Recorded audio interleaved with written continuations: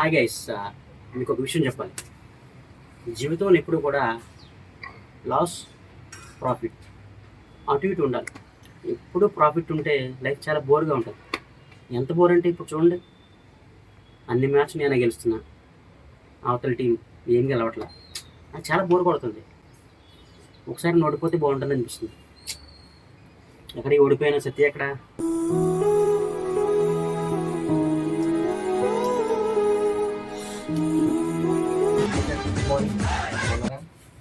ఎందుకు బాగోను, ఒక్క రేంజ్లో ఉన్నా. దేని గురించి అంటే గెలిచాం కాబట్టి.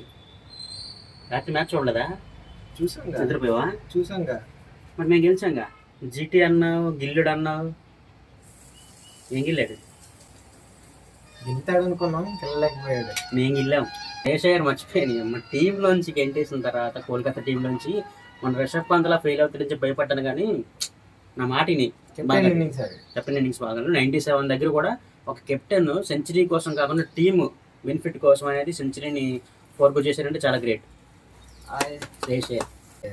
జీటీ కూడా బాగా ఆడింది. 15, 16, 17 ఓవర్స్లో రన్స్ రాబట్టలేదు. 3 ఓవర్స్ అది మీరు రాబట్టలేకపోయారంటే మేము రన్స్ ఇవ్వలేదు, అలా బౌలింగ్ వేసి కట్టడి చేసాం. ఓవర్స్ ఆల్మోస్ట్ 18 రన్స్ వచ్చాయి. లేదంటే ఆయనక నీకు బోర్ కొడతలేదు ఇదే కబుర్లు? నీకు బోర్ కొట్టట్లేదా ప్రతి మ్యాచ్లో ఇలాగే కవర్ చేసుకుని కబుర్లు చెప్పడానికి? ఒకటి చెప్తాను, గుర్తుంచుకో. మంచివాడు మొదట కష్టపడచ్చు, కానీ ఓడిపోడు.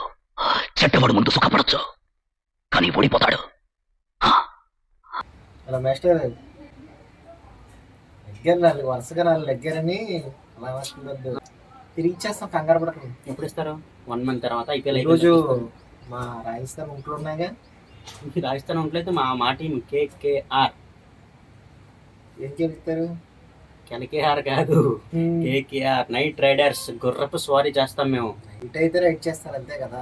నైట్ అయితే రైడ్ చేస్తాం. ఈరోజు నైటే మ్యాచ్ ఉంది. సరే, హెడ్ టు హెడ్ చూద్దామా? Almost same thing right. 14-14 దెబ్బ అయితే దెబ్బ. లాస్ట్ మ్యాచ్ కేకేఆర్ ఓడిపోయింది, ఆర్ఆర్ ఓడిపోయింది. దెబ్బ వద్దు, దెబ్బ మీద దెబ్బ వద్దు. కంబ్యాక్ ఇస్తాం ఈరోజు. యువర్స్ విన్నారు కదా, సేమ్ కంబ్యాక్ కేకేఆర్ కూడా వస్తుంది. చూద్దాం. అజింక్య రహానే కెప్టెన్ ఇన్నింగ్స్ ఆడుతుంది ఈరోజు. శాంసన్ అన్నయ్య చూసారు, ఐ లైక్ శాంసన్ అన్నయ్య. శాంసన్ ఆడతాడు కాదనట్లేదు, కానీ ఆర్ఆర్ ఒంట్లో మళ్ళీ ఓడిపోతాయి.